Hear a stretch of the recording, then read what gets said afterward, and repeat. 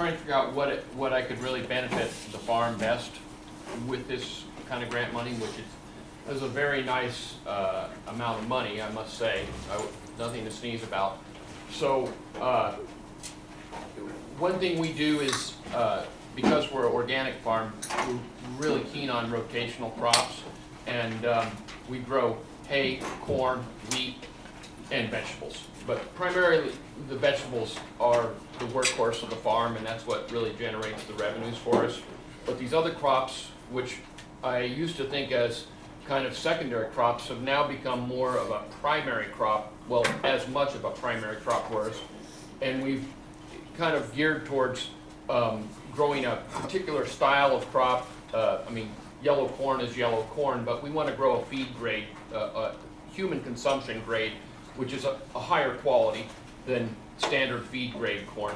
And of course the wheat also, we don't grow winter wheat anymore, which became mostly feed wheat. We switched over to spring wheat a few years ago because we found a more readily market for this, because it's a higher protein wheat and it's what the millers want. I mean, they'll take this high protein and they can blend up or down with other lesser quality wheats. So but the downside is, of course, with spring wheat is you get a lot less yield, and it's a much more trickier product to try and get a good yield. But when we get a yield, we want to put it upright. Ideally, we like to send this product immediately to the receiver. Unfortunately, a lot of the receivers are in Montana, Canada, and there are a few in Colorado, a couple that'll take organic wheat, but it's sometimes it's a little difficult to get in the door with them. We've had some good luck with Ardent Mills in Denver. They've been a very good repository for our wheat, but even they have space issues, believe it or not. And when they get filled up, you just got to have your wheat somewhere, and you can't just throw this high quality wheat on the ground. And that's very uncomfortable to know you've got 10,000 bushels or 20,000 or whatever it is, and you don't have a place to store it. And you kind of got to see this coming down the road, and sometimes you think you do, but then the elevator tells you, hey, you got a place for it. And this has happened more than once, and so I've secured a few places where I can put this wheat, but I've never felt comfortable. They're not organic facilities, and I just don't like I'm a control freak, and so I like to have control over my product at my property. And so consequently, that's why I put that in, and we got it. And I was like kind of surprised, but happily, of course. So we haven't even started construction on it, just to let you know. It took me almost a year to find a contractor. When I would go to the farm show, most of these companies that were erecting these grain bins were out of Kansas, Nebraska, Iowa, and I wanted a Colorado company to do this. I felt, this money should stay in at least Colorado. And I thought, well, better yet, they will just go out and buy a couple of used bins, because they used to be quite easy to find on the internet.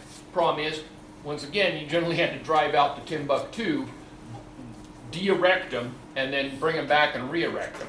And so consequently, that's what took me some time to finally find and just realize I'm just going to have to hire a professional, which I'm not, and come in and do this. And I did find a company in Yuma. And so, we signed the contract, and they'll be up and available for us this year. Some people are under the impression that this is a whole grain facility. It's not. It's just simply warehousing storage for it.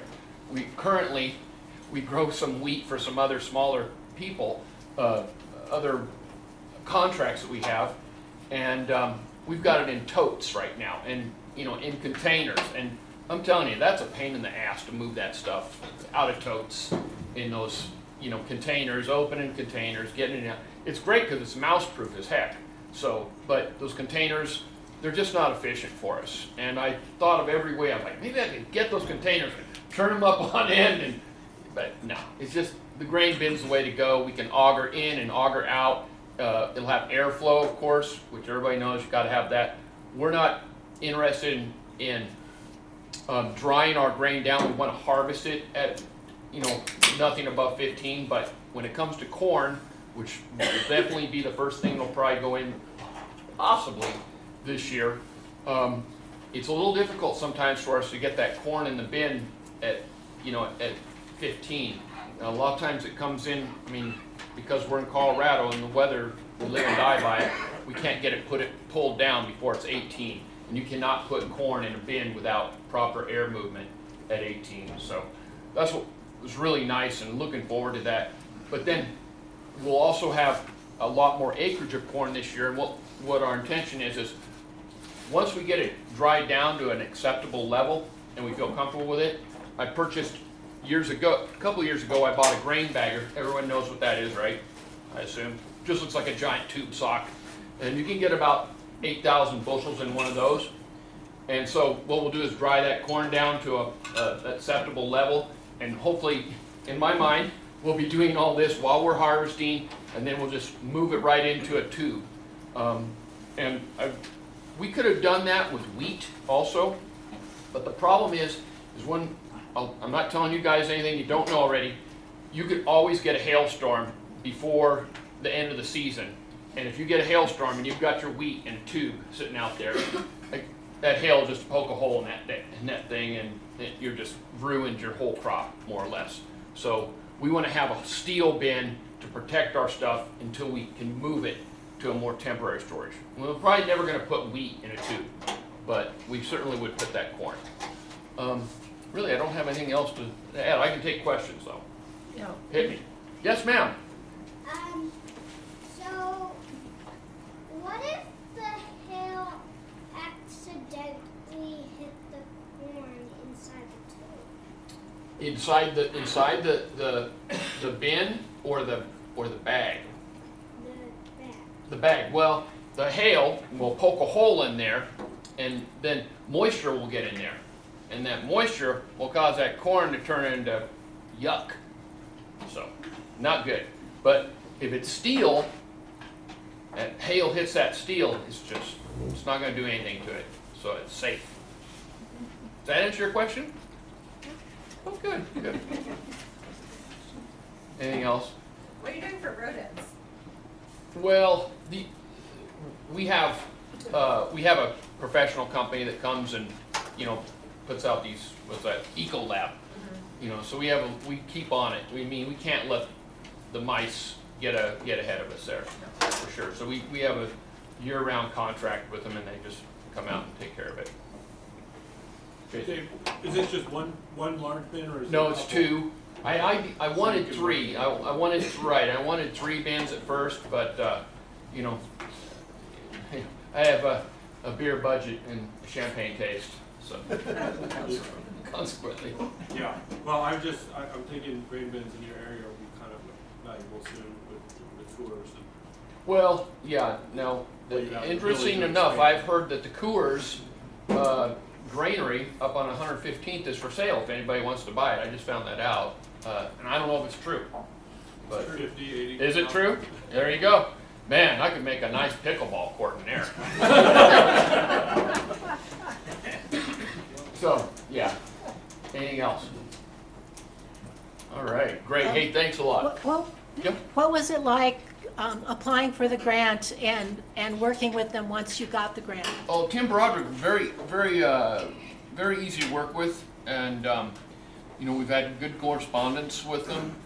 I felt a little bad that I didn't pull the trigger right away and get a contractor in, but I kind of feel like, you know, fools rush in sometimes, and I just wanted to make sure I was doing this, you know, logically. I mean, I would have liked to have had it last year, but you know, it's going to happen now. So, yeah, easy. I would say it was very enjoyable to work with them so far. Done? Thank you. Thanks, Dave.